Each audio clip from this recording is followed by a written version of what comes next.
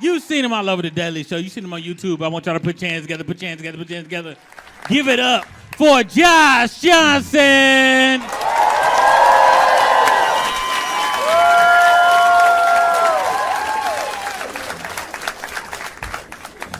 My most recent obsession is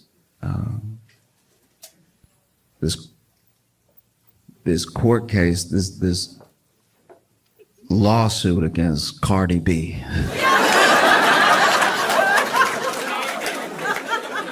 All right. If you're not familiar with Cardi B is a rapper, and she is also a national treasure. Cardi B is incredible, and this case is pretty wild. Basically, what is being alleged in this case is that Cardi B assaulted a security guard. It's alleged that Cardi B assaulted the security guard, and you hear both stories throughout the case. The security guard's story is that she was at work, securing the building. And then Cardi B walks in, and then she's like, "Oh, Cardi B." And Cardi B didn't seem to like that she was approached, that Cardi B was like, "What are you doing right now? Why are you in my face?" And that Cardi B got nasty with her very quickly. And so they were in the elevator together, and she said that she followed Cardi B out of the elevator to clear up any confusion. I don't know if it was to apologize or anything, but she admits that she did follow Cardi B into the elevator and out of the elevator. And then she said Cardi B really lost it and started cursing at her and everything, and then started swinging on her and stuff, and that she got a little nick on her cheek from Cardi B scratching her face, right? And then the receptionist and the doctor that Cardi B was there to see, because Cardi B was in the building for a doctor's appointment, that they broke up the fight, and then everybody went about their way. But because of this assault, because of this nick on her face, she is suing Cardi B for about $24 million.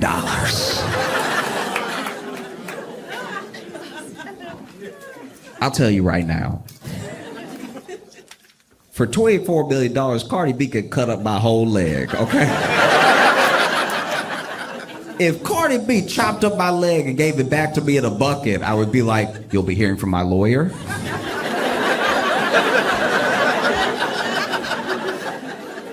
$24 million. That's crazy. So then, Cardi B's account of things is that she was going to the doctor. At the time, she was pregnant. She didn't want anybody to know she was pregnant. She didn't tell anybody, and she didn't even tell her security guard where she was going that day, her personal security, because she was just trying to keep this whole thing private, right? And even the doctor's office had blocked out time just to make sure they didn't have other clients coming in back and forth, and Cardi B was going to be the last appointment of the day, right? So Cardi B shows up to the building, and then immediately she hears Cardi B. And so already that's not ideal, right? Like that could happen at any time. Cardi B is very famous. But then she is getting in the elevator, and then she notices the person who screamed Cardi B got in the elevator with her and has a phone in her face. And so she goes, "What are you doing? Aren't you security?" Because she had security on her hands.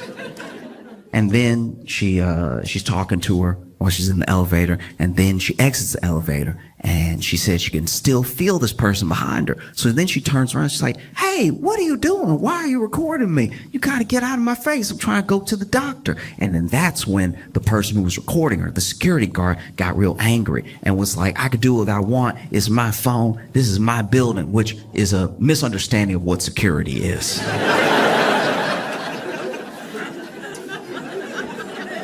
If that really was said, oof. I've never met a security guard who thought they were clocking in to own the building for a little while.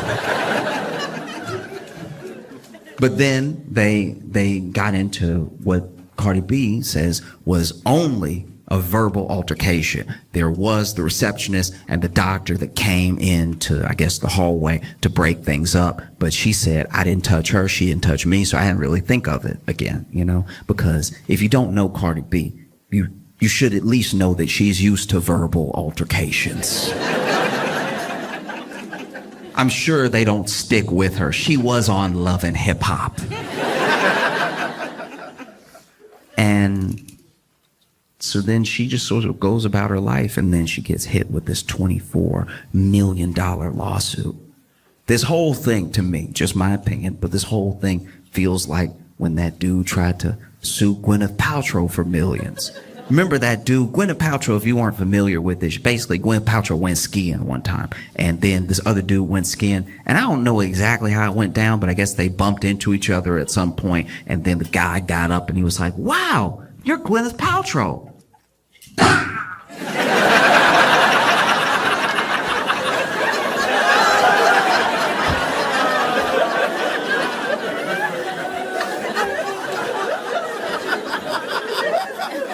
Oh, I'm ruined.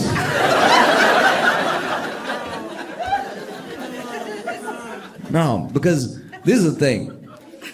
Coming after Cardi B seems like kind of easy in a lawsuit like this, just because she was on shows like Love and Hip Hop, and in Love and Hip Hop there's a lot of this. In Love and Hip Hop, whether you're watching Atlanta, Hollywood, New York, there's a lot of almost fights. You know what I mean? Usually it is stirred up by the producers. They get everybody nice and drunk, and then they're like, hey, you won't believe what she said. And then they always believe what she said. And so, you know, Cardi B's been known to pretty much never back down. In fact, there was this old case. I don't think anything ever came to it in like a court sense, but Cardi B was doing I think it was a festival, could have been a concert, and somebody threw something on stage. You know, somebody threw like a water bottle. And this has happened a lot in like the past. I don't know, people lost their minds through COVID and everything, and now people sometimes even film themselves throwing something on stage. I don't know if it's like to get a reaction out of the performer, and every performer has a different reaction to it. There are some people who, as soon as something gets thrown, they walk off stage, show's over, and they don't even try to continue. There are some people that try to dodge it, act like it didn't happen. There are some people that try to dodge it and then try to find the person who did it and get security to kick them out and everything. Well, basically there was a time where someone threw a water bottle at Cardi B, and I believe she dodged it, but she must have seen who did it, because she immediately threw the microphone at them.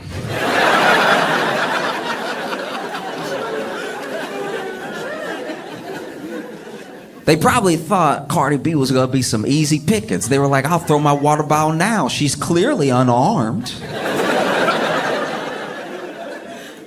And can I just say, throwing a microphone at somebody is one of the funniest projectiles to throw. Because it's the only one where you get to hear their reaction to something being thrown at them in real time. Imagine Cardi B throw a microphone right back at them, and they're like, oh, is that a...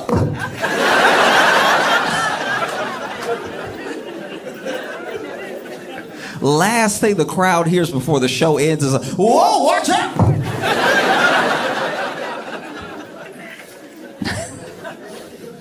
Even better if they turned around, they threw the water bottle, they're like, I think I got it!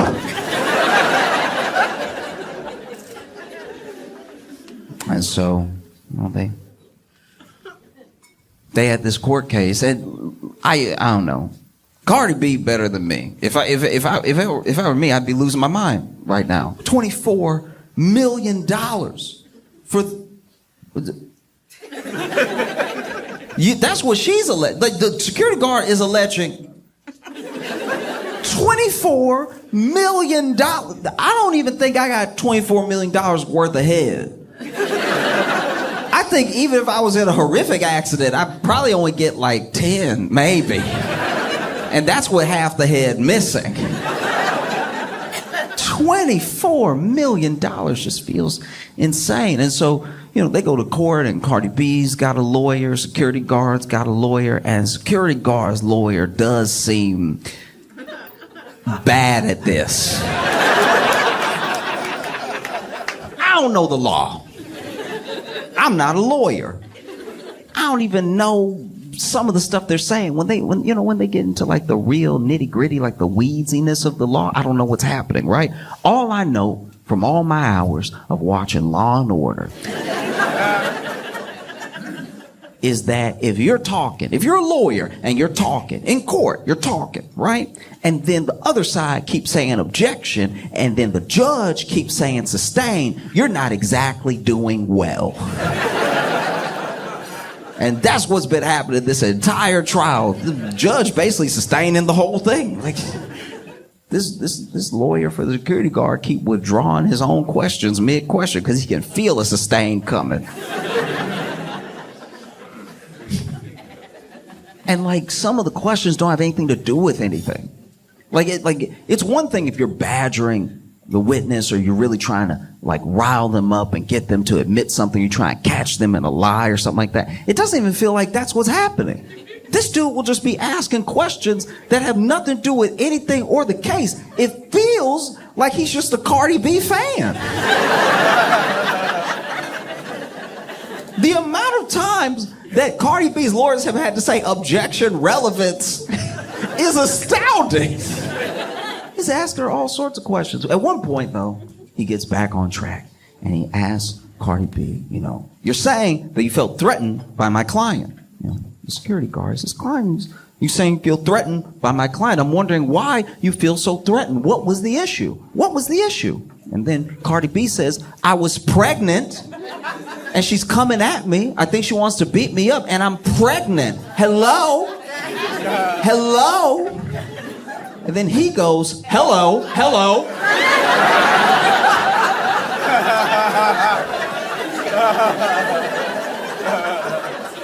Hello, I'm here. And that's when it occurred to me that maybe what's happening is that this security guard's lawyer, maybe, just throwing it out there, potentially has never met a black person. I think if you've never met a black person in your life, and your first black person is Cardi B, that's a bit of a crash course. That would be like if I never met a white person in my life. Never met a white person, never talked to a white person, didn't even see one in a movie. Never met a white person. Then my first white person ever was Bill Nye the Science Guy.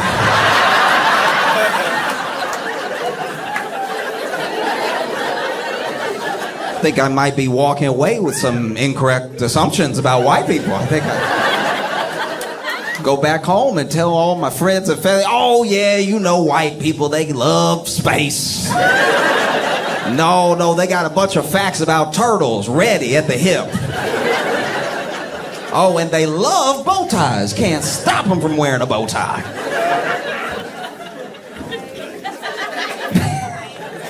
The only time I've seen something like this exact moment, this type of thing, this like misunderstanding in that way, was on a TV show called To Catch a Predator. Okay. I don't know if you remember To Catch a Predator, but in case you never watched it, this was some insane reality TV. Basically, To Catch a Predator, they did just that. They would lure and then trap predators online who thought they were talking to underage kids, right? And they would have all these long conversations with them, and then they try to meet up with them. But when they tried to meet up with them, they would go to like the Sting house, right? And at this house, they would show up thinking they're meeting this underage person. Turns out they're meeting Chris Hansen. If you don't know Chris Hansen, you don't know Dateline. All you need to know about Chris Hansen was he was the To Catch a Predator. Oh, you would hate to see Chris Hansen coming if you were a predator. And so they would lure these predators to this house. And then especially season 1 was like no other thing. Season 1, when people didn't know what was happening, that was some of the wildest television I've ever seen. Because they didn't know who Chris Hansen was, all of them. Some of them did, right? But most of them did not. And so they'd show up to this house thinking that they're gonna meet this underage kid, and they might even call out a name or something. Then Chris Hansen would walk in. Chris Hansen walk in holding some papers and everything. Now, because they don't know who Chris Hansen is, they think maybe this is the person's dad or something. So they immediately, they feel caught, but they don't know how caught they are, right? So then Chris Hansen would walk in and be like, "Hi, how's it going?" And then he'd tell them to sit down, and they always sat down. Chris Hansen would sit them down, and then he'd ask them what they were doing here. And they try to come up with some sort of lie on the fly or something. And then he would ask them how they know this underage kid, and they try to come up with some lie on the fly, something like that. And then Chris Hansen would be like, "Oh, that's interesting because I have the transcripts of your conversation." And no matter what color they were, you watched the color leave their face. And then Chris Hansen would ask them what they meant by certain things in the transcript of the messages and stuff, and these people would just sink. They were just terrified, devastated, right? And then Chris Hansen would be like, "Okay, all right, you've answered all my questions. You can go." And even the predator would be like, "What? Really?" Like, yeah, you can go. You can go. And they'd be like, "Oh, okay. I mean, I thought my life was ruined or something. All right." And then they would get ready to walk out. And when they walked out, they were immediately tackled by the local police department. And not just tackled, like properly football tackled. This would have been unnecessary roughness in the NFL. This is the only time nobody's gonna take you to task over police brutality. You know what I mean? Because the police, to their credit, they would announce themselves and say, "Get on the ground." They were just saying, "Get on the ground," when they were already airborne. Police would be in the air, legs up, "Get on the ground." It's like, you know your shoulder about to be in his neck. They would tackle him and they cuff him up, and then they throw him in the car and they take him to jail. And then in jail, they would go to the interrogation room and they'd have to answer all of Chris Hansen's questions all over again. I guess him asking was just practice. And there was this one time where this guy comes in, and I don't remember what season it was, but this guy had a very interesting aesthetic. Like he was white, but he had a very like Vanilla Ice vibe to him. You know what I mean? And so he walked in, but when he walked in, he was like.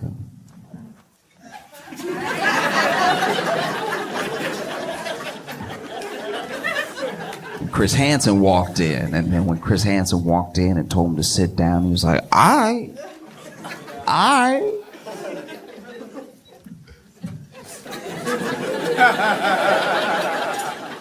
And then Chris Hansen does the thing that he does, asks him why he's there, asks him why he's been talking to this underage kid and everything. And then a thing I forgot to mention before that also happened in all the episodes was when Chris Hansen finally announced himself, where he was like, "I'm Chris Hansen with NBC's To Catch a Predator." Cameras would come out from all these different rooms, right? And it was always, without fail, too many cameras. It was always a number of cameras where I'm like, there's no way all those cameras on. There would be people with cameras in the hallway because they couldn't get in the kitchen, just lifting the camera up. Be way too many cameras. And so then the cameras roll in once Chris Hansen announces himself, and then this guy sitting there pulls down his cap a little bit and says to Chris Hansen and all of the cameramen, "I'm not really trying to be on TV, you feel me?"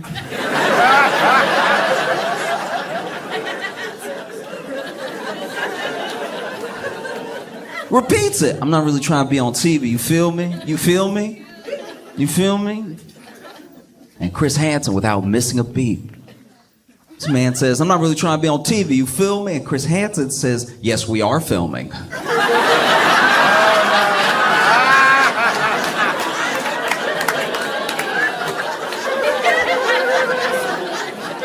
And I haven't seen such a misunderstanding until the security guard's lawyer says to Cardi B, hello? Yeah, I'm here.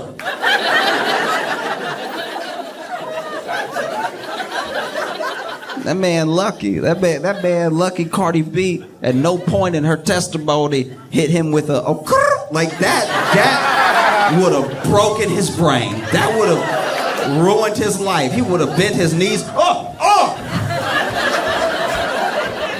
Everybody get out! What's happening? No. Because once again, this dude is wild. This dude is asking her questions about things that have nothing to do with anything. At one point, I think he's really in his head, he's having his like Perry Mason runaway jury moment. Like he's doing something right out of Law and Order in his head, because he gets his planted stance. He starts going in on Cardi B, and he says, today versus yesterday, all right? Yesterday, you had short black hair.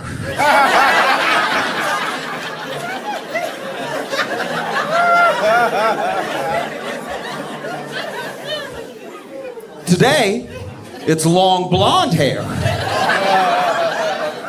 2 days ago, it was long black hair. Which is it? I don't know why he thought he had her. That was incredible. I don't know what I think he expected Cardi B to be like, I don't know. Oh no. What's happening? I thought he probably had some follow-up questions ready. It's like, if you're changing your hair, how do we know when you're not changing your story? All right? Miss Cardamom Basil. If that is your real name.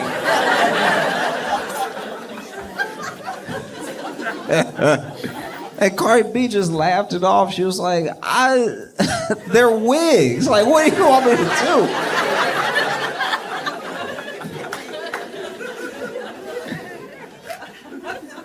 And then, he gets into the stuff that's more relevant to the case, and he's trying to grill her back and forth with question after question after question. And he finally gets to this point where he's like, why did you feel threatened? She says the pregnancy thing and everything. But he's like, you said yourself that my client is about your height. Why would you be intimidated by her? And then Cardi B goes, yeah, I mean, she's a little bit taller than me, but she's bigger than me and everything. And I don't know what she wants to do. Now it seems like this person wants to beat me up. I don't know. Like, I don't know if they went from wanting a picture to beat me up or just wanted to beat me up and record. I don't know. I don't know what's happening, right? And so then this guy goes, why are you so intimidated by it? You're saying that she's bigger than you. What makes you say that?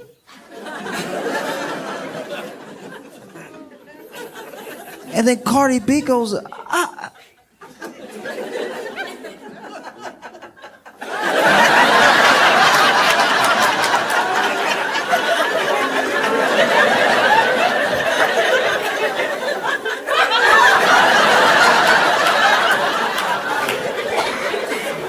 like, do I have to say it? No?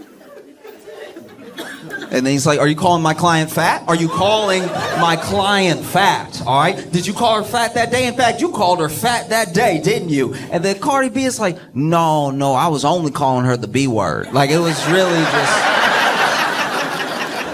really just that. I didn't really have time for anything else, you know? Sort of said that over and over again. Didn't really get to work in any other details. And this lawyer, I don't know, like it's like now what we're getting into is stuff that I guess isn't nice, but I don't know how it helps his case, because then he just keeps egging it on. He's like, but you said that, and you said other things, didn't you? You said other things. And then Cardi B, to her credit, it starts admitting everything that she said, right? She starts just repeating verbatim in court. She just cursing in court openly, just non-stop cursing in court, right? And he's like, is that what you said? Say exactly what you said. I mean, she's right here, right now. Say it again. Say it to her face. Say it again. And then even Cardi B is like, what is happening? Like, you want me to curse her out again? Like, is this one like a freebie or something? Like, I can't tell what's happening. No, it's like, no, you were so threatened. You were so completely threatened by my client. You know, what makes you so threatened? And then she's like, well, at the time I was pregnant and I was 130 pounds. All right. And then she was like twice my size. You know what I mean? And then once again, he gets on the same thing. He's like, are you calling my client fat? And she's like, no, I'm not saying. She just, you know. No, what? I don't know. What are you trying to say?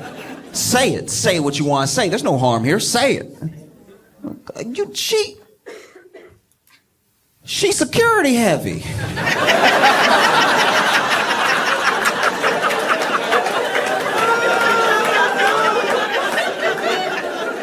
That's so much worse.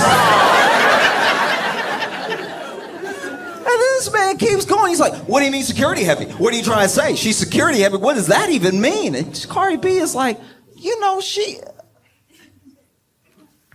built like she protect buildings.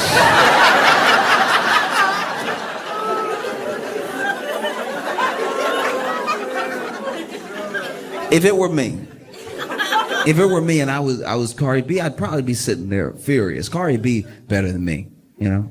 I'd probably be sitting there so angry. I'm just trying to live my life. I was trying to go to the doctor privately. My business is always out there. People get paid to get up in my business and everything. And I'm just trying to have a quiet moment. I'm not feeling well. I believe was her first child and everything. No one knows that she's pregnant. And then this whole thing blows up, and then she gets sued for $24 million. You know, she's better than me. I'd be sitting there furious at that lawyer. Huh? And if I was a security guard sitting there watching this happen, I'd be furious at that lawyer. What are you doing? You just getting me roasted in open court. This doesn't feel like it's getting me any closer to $24 million.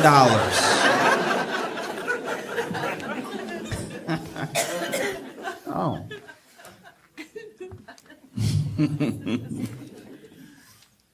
Because I'm not going to sit here and act like I'm better than anybody, okay? If times get tough, if things get rough for me, I run into George Clooney. It's just me and George Clooney in the hallway. I know I haven't been able to pay my rent or anything. Is his word against mine? I'm gonna see George Clooney. I'm gonna put my hand on the ground. I'm just gonna.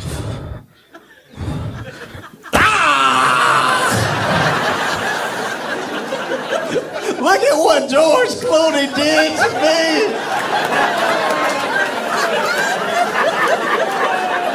Why would Ocean's 11's George Clooney do this? I thought he was a good man. I can't believe that Ocean 12's own George Clooney would step on my hand like this. What's that you say? He still owns the tequila company?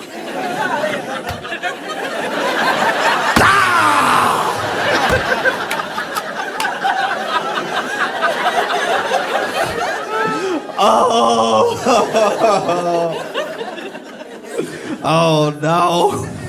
Who would have thought Ocean's 13, George Clooney, would be capable of something like this?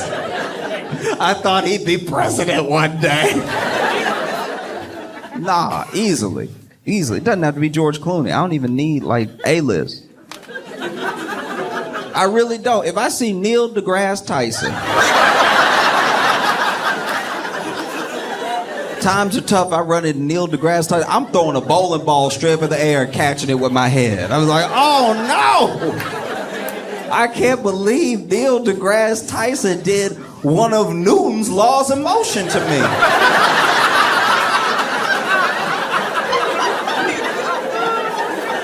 I think it was the first one. No. Doesn't have any popular person will do, you know? If I see William H. Macy, I'm gonna run into a wall like that dude from the show Fargo. I'm gonna run right into. If I ever meet William H. Macy, he better pray we outside. Because if she's trying to get money out of Cardi B, you know, this is not the way. She over here admitting that she only got nicked. Just a little. That quick. That. And she said that she had to have 2 plastic surgeries. Even brought the plastic surgeon to court, and the plastic surgeon came into court with a picture, right? Now, the plastic surgeon, this is also why I feel like this case is bogus, because she doesn't have a picture of the scratch from the day that it happened. Her plastic surgeon had to come in and do a before and after picture, and honestly, I don't know if that dude, the plastic surgeon, I don't see what he did. Like, it's... Even when they tried to show the cut, like the little scar that Cardi B supposedly gave her, maybe they didn't zoom in enough. Like, I don't know but they had the little line pointing straight to it, and I'm squinting. It doesn't even look like Cardi B did $24 of damage.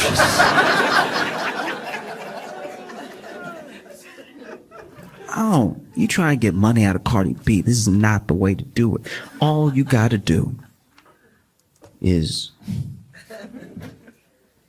make sure y'all are still alone. The other problem, and the reason this whole case feels fishy, is because her lawyers, and I suppose even her, didn't want the receptionist or the doctor that broke them up testifying.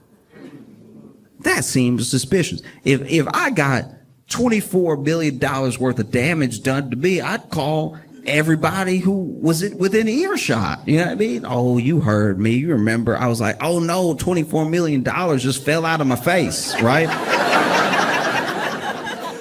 So the fact that her lawyers didn't want those people testifying seems fishy. And then you kind of understand why. I don't know if she was a fully surprise witness or anything, but I know they were trying to block it for a long time. And so the receptionist finally sits down on the stand and testifies, right? And the security guard's lawyer is over here asking just all the relevant questions, right? And some of the questions are getting objected to and then sustained because they're a little leading. You know what I mean? Like he asked a question about how wasn't it my client's job to see fit who should and should not be in the building? And then obviously Cardi B's lawyers objected, because how is the receptionist for one office building in this entire building supposed to know all the ins and outs of the security guard's job, right?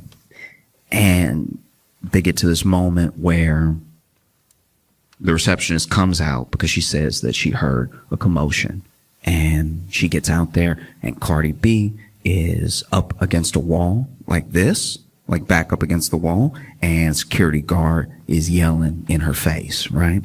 And so then she, immediately upset by what she's seeing, gets in between the two of them and is breaking it up and tells the security guard, I don't know what's going on here, but you need to go back to your post. This is very unprofessional, everything. And everybody's screaming just so everybody can be heard, right?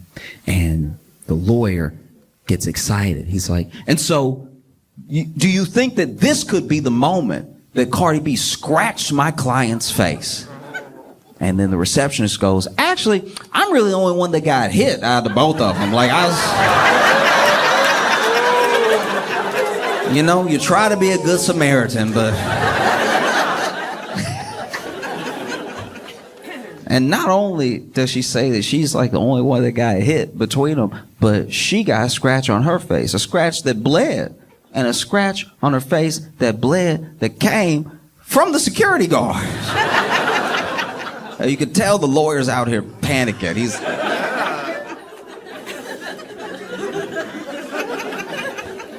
Whoops. Okay. All right. And so then he starts, in my opinion at least, sort of like badgering her a little bit with questions to try to like double back from the fact that now it looks like the only person that may have assaulted someone is his client.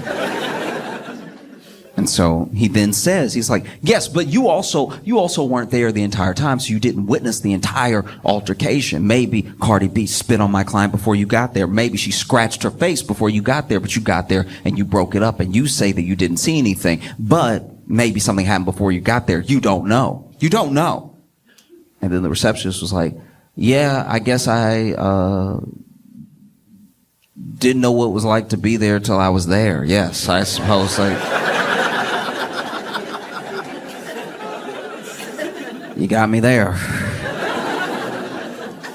Because it's not just the scratch, I should point out. The scratch is the main thing, but the security guard is also, to my knowledge at least, alleging that Cardi B got her fired as well. You know? And then they had the doctor testify. And I won't say that the security guard's lawyers tried to poison the jury, because they were pushing a narrative the entire time. And the narrative was that obviously the receptionist and the doctor would back Cardi B because she was a client of theirs, a patient. So it benefits them to back up her story, right? And they even say as much while the two people are on the stand, you know? But then the receptionist says, no, actually, the security guard hit me up and said we should sue Cardi B. And I was like, nah, because you started it. Which is also not great for a security guard's lawyer. He's over here, okay, well, look,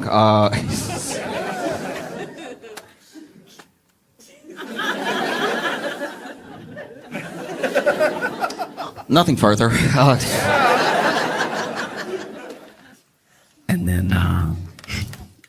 And then they had the doctor testify. Now, the doctor was the last of the scene, so by the time he comes out, the receptionist is getting in between Cardi B and the security guard. So he said he was also very upset about what was happening, you know, and he was trying to make sure this thing got broken up. Now, the doctor said, look, what I saw wasn't just unprofessional, it was very concerning to me. And I got out there, and the only thing I could think to do was try to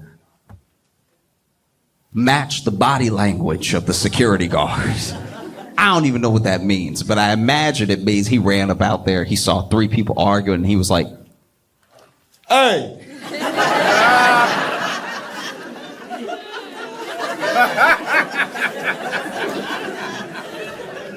Cut that out!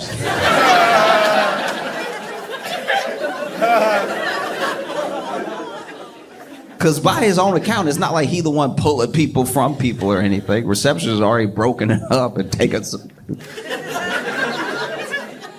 punishment, and so... And then took Cardi B in, they had their appointment and everything, and then he was so disturbed by what happened and what he saw that he reached out to Superior for the security guard, and, you know, said that soon after that she was taken downstairs during a shift and like let go, right? And that also doesn't look great her case because she alleges that Cardi B got her fired, and now this dude in open court was like, no, it was me. It was me. It was me 100%. And I guess I'm just coming from a place of like, if you really wanted to sue Cardi B for $24 million, you don't wait until there's other people involved that are all going to have different accounts of what happened. If you wanted to sue Cardi B for $24 million, you just walk up to Cardi B before she gets in the elevator, say, hey, Cardi B, how you doing? And then throw yourself down some stairs. That's going to be the easiest way to do it, you know? Throw yourself down some stairs, all the while screaming out Cardi B singles for every step that you hit. You finally hit that last step. You're like, oh, why would top charting artist Cardi B do this?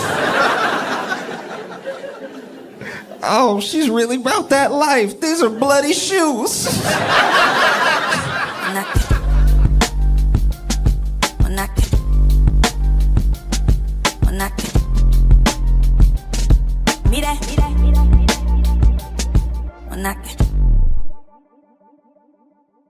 So then after that, I go to the arcade, and this is actually where it gets like very sad. So there's a Dave and Buster's in this mall. There's another arcade, I think, with another name that's like brandish, but I don't remember what it is. And then there was just Jesters. Something like it was like it. Honestly, I couldn't tell you because I just kept passing it because I didn't want to go in that one. For some reason, I was just like, I don't think they have good games in there. And then I walk into the arcade that's near the comedy club, and almost everything needs two people. Like I even did the basketball one. By myself. Just a sad montage of Josh at 2-player arcade machines. This is what ends up happening, though. I'm like... I'm essentially like trying to do everything that I can that's solo, but I'm also the only one in the arcade, and there's only one guy working the arcade, so he's just watching me go from game to game playing by myself.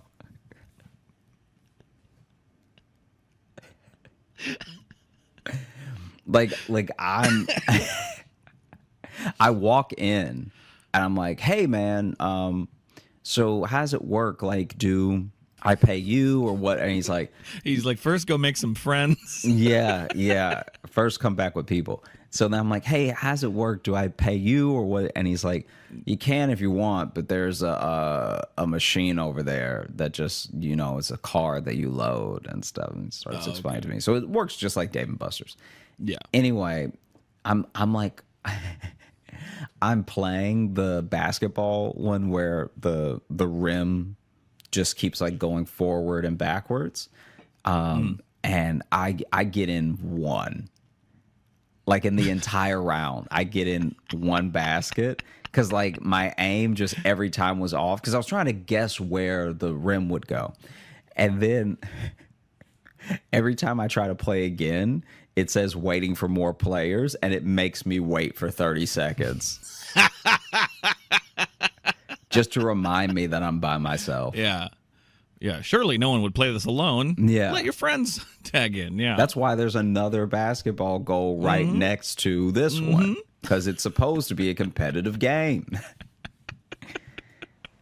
And then I did the punch. They had the punch one where you test the strength of your punch. What? That is the game. I wasn't laughing at your description. That is seeing just someone do that by themselves with no one around them.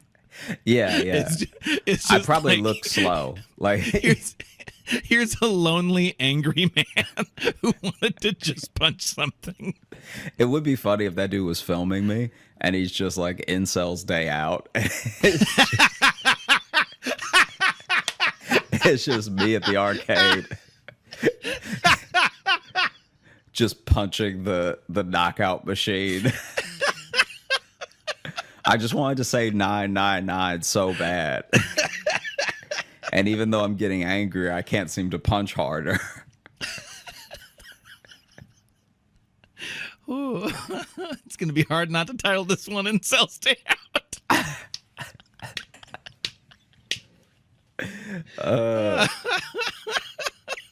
And so My friends didn't show up. I'm like cranking it too. First of all, I play it. Admittedly, I play it too many times. Like I play it like I have a problem. This is my only outlet. Swipe. Oh! Yeah, like you just came from a court hearing. Gotta go work this out right now. Yeah, I'm furious that I won custody. Yeah.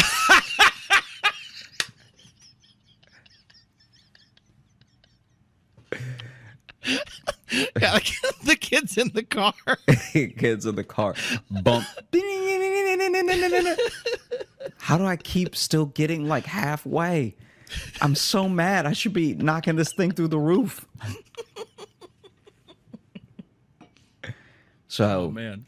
I play it way too many times.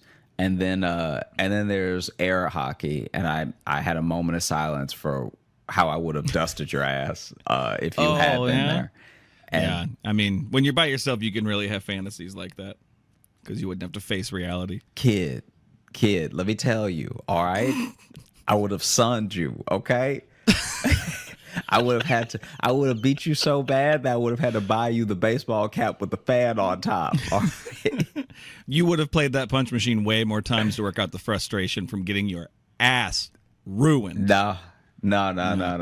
You, yourself, you, sir, Logan, the individual in front of me, Yep. you, yes, you Me, sure. would Me, have the guy been who's really good at air hockey. screaming with how much you would have been losing. Well, I always scream when I'm victorious. Like, put my Losing. hands up. Losing. I'm not familiar with that term because it doesn't happen when I'm around you. That's very cute, but we both know that you would have been destroyed.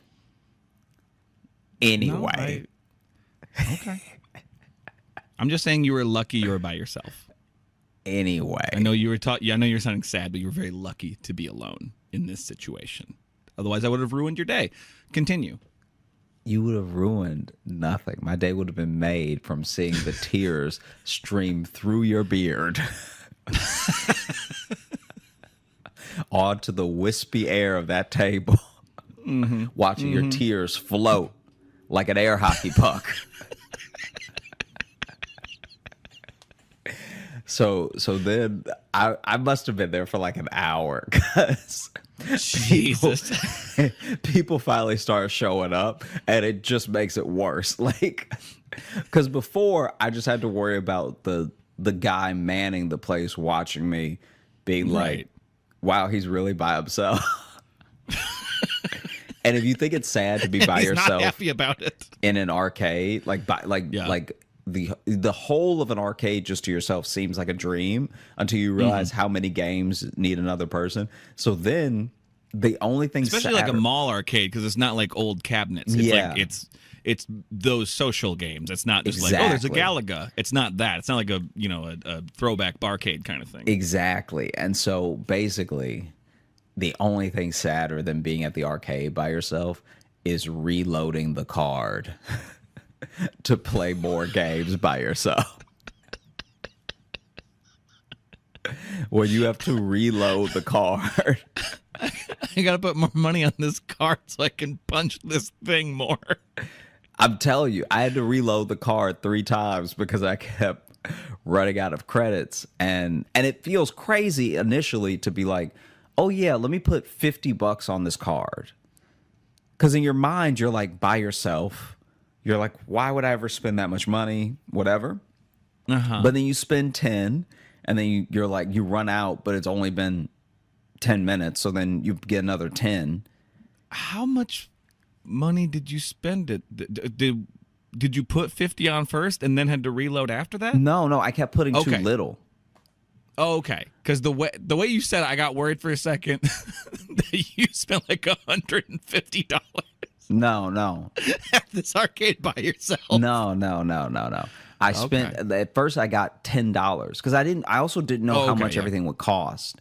So Yeah. I'm like, I might only play a couple games. Let me not put so much on this card that I have stuff left over. Right. So then, I did 10 and then I did 20. And then I maybe did another 10 or 20. I can't remember. But either way, once people start to show up, it gets so much worse. Because now people are like straight up on dates. And so now, I'm like trying to play... I'm trying to play games next to people who are like actively on a date. And they're also like teenagers too. I was they're gonna say, if like, it's a date, they're kids. They're not even like other adults, you know? And so it's just me trying to hit clowns with a ball. And then he's doing the ring toss, and she's like, yeah, you can do it. And then anytime I even accidentally make eye contact with them, they both look down. Like I'm like actively trying to get away from them as quick as possible, but my game is still going, and I've already swiped the card. So I'm like, oh, jeez.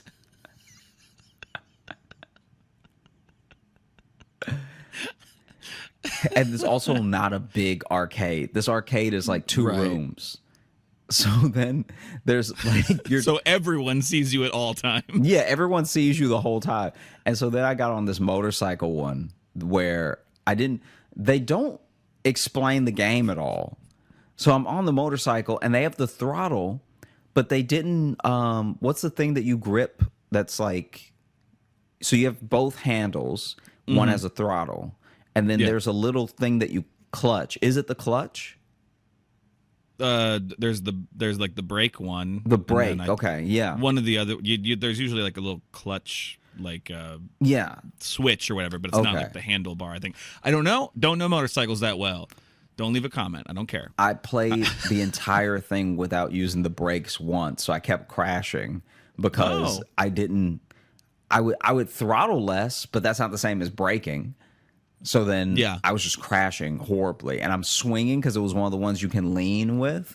And so I'm like swinging and crashing into stuff, and I'm getting really frustrated. And then there's just like a group of kids behind me because they're waiting to play it together.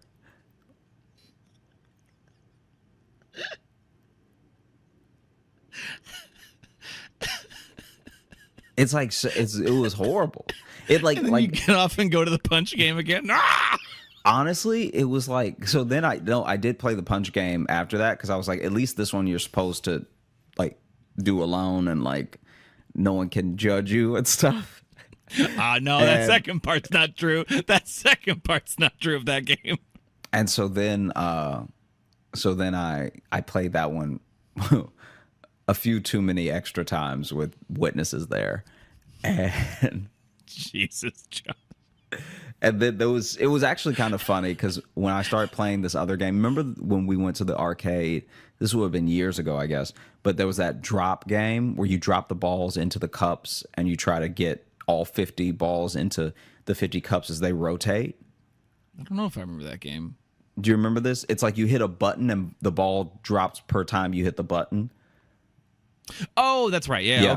Okay. So I'm playing that one. From that one, you can kind of still see the punching bag game. And this kid, I felt better about my experience playing it because even if I seem like a crazy person, this kid fully missed. I don't even know how he missed. But he reared back to swing, and like in one of those viral videos, he just fully misses. Nice. And then hits it with his head, so it barely goes up. Like it he got like a 7. Yeah. And I was like, okay, I'm not the only one who's awkward here. That's nice. You know? I mean, he's got the excuse of being a teenager, but whatever.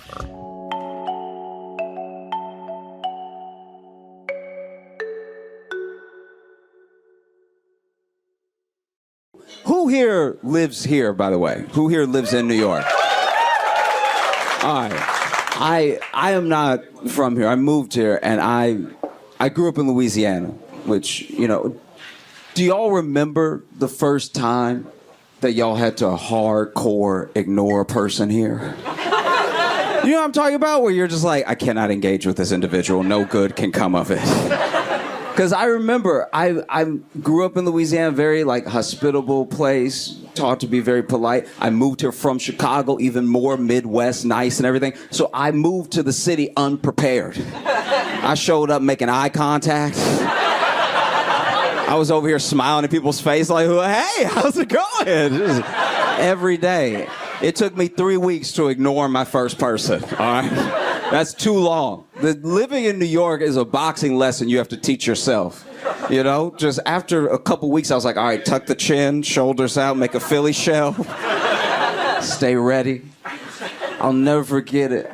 The first person that I ever had to ignore in New York, I was on the train, and this guy was asking me for change. And when he approached me, he had one ball out.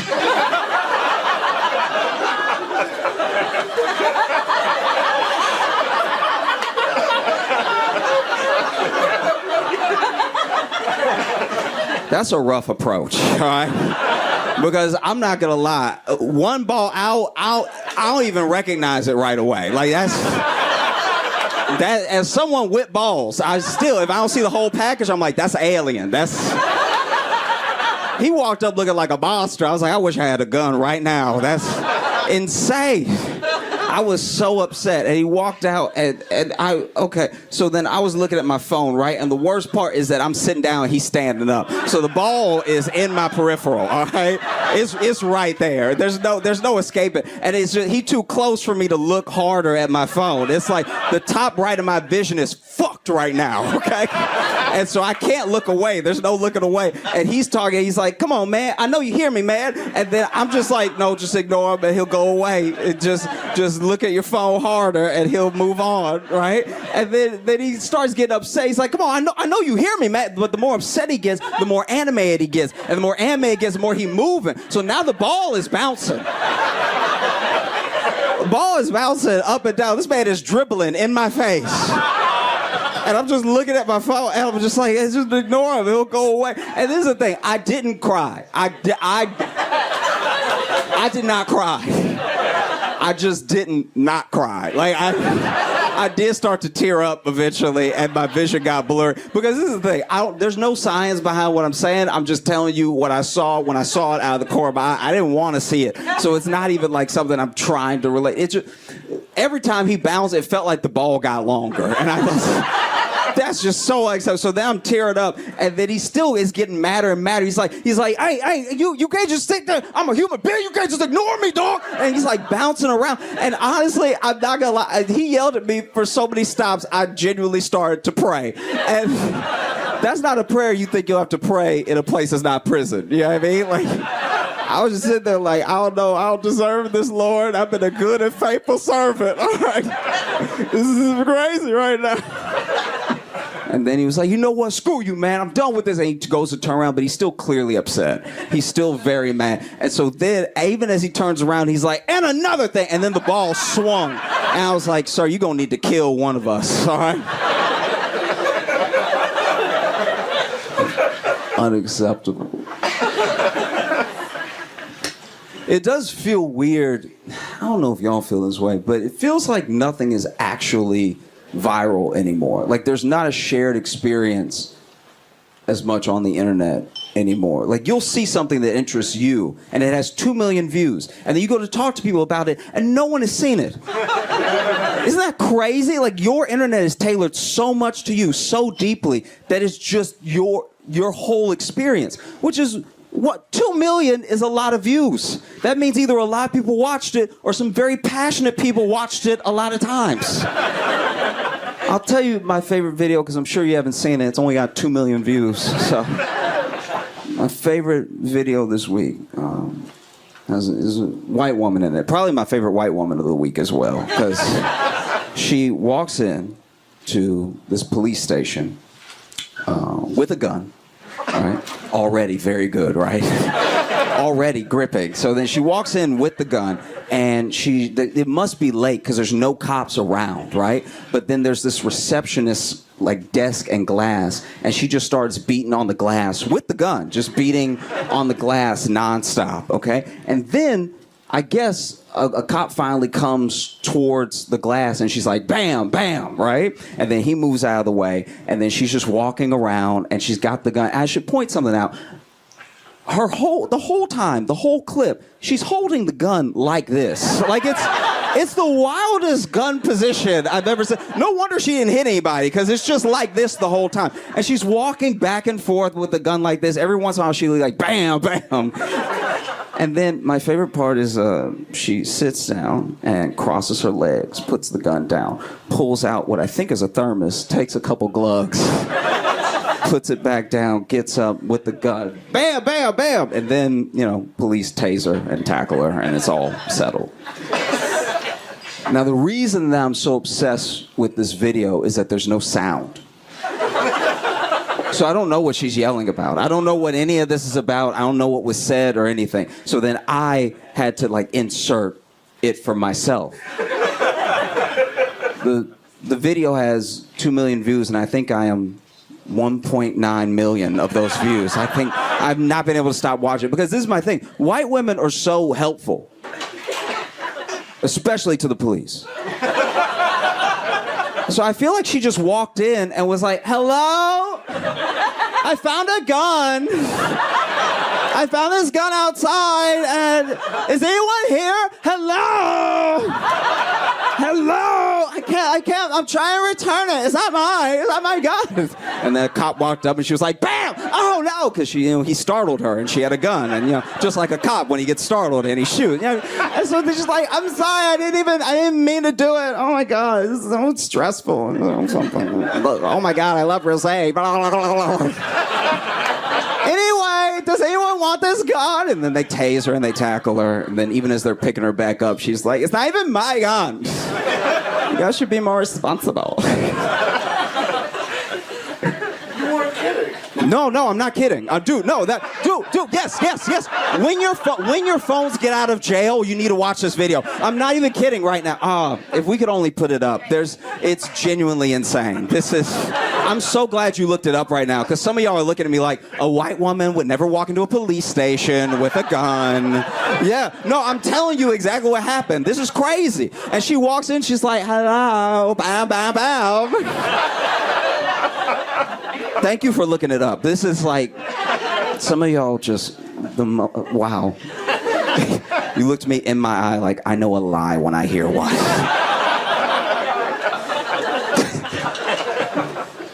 I will, okay.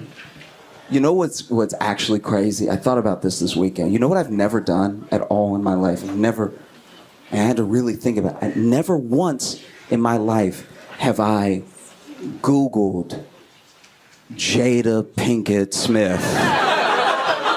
So why do I know so much? Why do any of us know so much? Isn't that crazy? I've never even Googled Jada and Will. I've never sought any of this information. I know so much about them, it feels like we're related. It's devastating. I don't know if y'all saw the most recent interview. She's given her 1,000th. And in it, she says that she says so many things. First of all, she said that she sold crack when she lived in Baltimore, which is believable. That's a very entry-level job in Baltimore. That part I was like, and? But then she also said her and Will been separated for 7 years.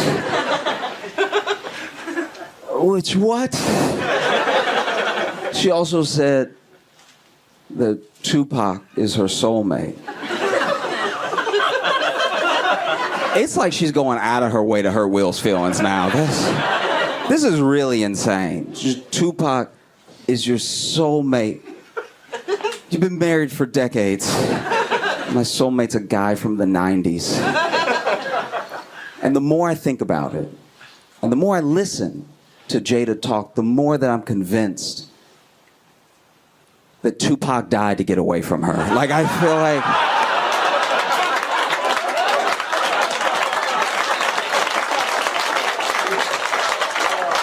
Easily. They dated for a while, you know what I mean? And then he got a taste of what Will has lived with. And then he was in Vegas and he got into it with some dudes on some gang shit and stuff like that. And they shot at him and he thought about what life would be like with Jada. And so he just leaned into the bullet. She said they haven't been together. Her and Will have not been together since 2016, which does make the slap more confusing now. That's right, because like that, they haven't lived together since 2016. Now it feels less like you were defending your wife and more like you just wanted to hit Chris Rock. Like, turn that man to a tambourine for no reason. That's insane. It really is. Like, what? Not even defending your wife at this point. You were defending your neighbor, I guess. Haven't lived together since 2016. It also makes the entanglement more confusing now. Watching Will and Jada is just like the Black Inception. You know what I mean? It's just a nightmare and a nightmare and a nightmare. There's twists that nobody asked for. What? Entanglement. Because then, this is my thing. If they weren't together, why'd they have that whole talk acting like they were together? It made them look worse. Why did they do that? It made her look like a cheater and him look like a cuck, but then they weren't together. So what's the big deal now? I mean, the big deal is that she fucked her son's friend, which is... A lot of people don't know that. That was Jaden's friend. So Jaden over there waiting for play dates and stuff. Ain't nobody showing up like it's a Brazzers video.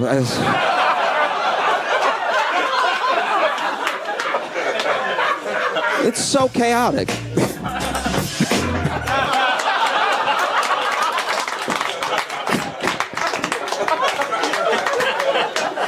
No, it's just very chaotic. And look, I want to be fair for a second. I do want to be fair. Everyone comes for Jada and everybody shits on Jada so hard. And I get it. It's easy because she won't stop talking. But like, some of this is on Will. We can all agree about some of this is genuinely on Will. People blame Jada for the slap. That's not her fault. That's a grown man. And he got up there and he slapped another grown man. You can't blame her for that. It's not like she used her powers. And people blame a lot of the marriage stuff on just Jada. Will is also married to Jada. You know what I mean? He could get a divorce if he wants to, but he doesn't want to. He does not want, and if you pay attention to the interviews, he said it. Divorce is not an option. He'd rather them live as single people and still be married than to get a divorce. Which is weird. It is weird. I understand. For a long time, they were the symbol of black love, especially in Hollywood, right? And that's a symbol that he carefully curated that maybe she didn't want to be a part of, but it's one of the reasons he can't let it go, because it's a failure that he will not accept, right? But to just live as two single people but still be married is weird. It's very odd. Who is it for? It's not for them. They're not together. It's not for us, because now she aired it out. Everybody knows. It's not for the kids, because they're already weird. So who is this for? And like, I mean, it must be rough. I do get it. I have empathy for both of them genuinely, because I think Will, you know, came on strong, wants to make it work and everything, and Jada was just not having it. And a part of me, you know, I'm wrapping up, but just a part of me, a part of me gets it. Because if it's not the life that she wanted, it shouldn't be the life she accepted. That's fair. You're an adult in the world and you make your own decisions and you need to live by them, right? But also, to be fair to her, I don't have a gorgeous millionaire trying to fuck me and marry me. I don't know. It probably seems pretty hard to turn down. I'm not gonna lie. Like if Zendaya walked in here right now and y'all look like you're together, if she told you, bro, if she was like, I want to marry you and be with you for the rest of my life, you'd probably be like, look, I'm in a happy relationship and I found my happiness. I hope you find yours. I'm not saying it'd be easy to say to her. You'd probably say it after I do, but but y'all have been great. Thank you so much. I'm Josh Johnson. Have a good one. I've been getting I've been getting tested a lot. Like a lot. I've had a lot of tests just so I can do things and go places and stuff. And, you know, always come out negative. I've been very blessed. I'm very grateful for that. But I have been tested so much that I'm not going to lie. My nose is starting to feel a little loose, all right? Baby boy is not tight anymore, okay? If you ask my nose, just from my nose's perspective, been on the streets doing what it had to do, all right? Doing what it had to do to get by, okay? It's a hard knock life for this nose. It's getting to the point, like, my nose is so open, I don't just smell things, I feel like I smell when they happened. Like, I no lie, I'm starting to feel like I can smell the future. Just like the worst superhero, just walking in like, oh, we need to get out of here. This is terrible. You know?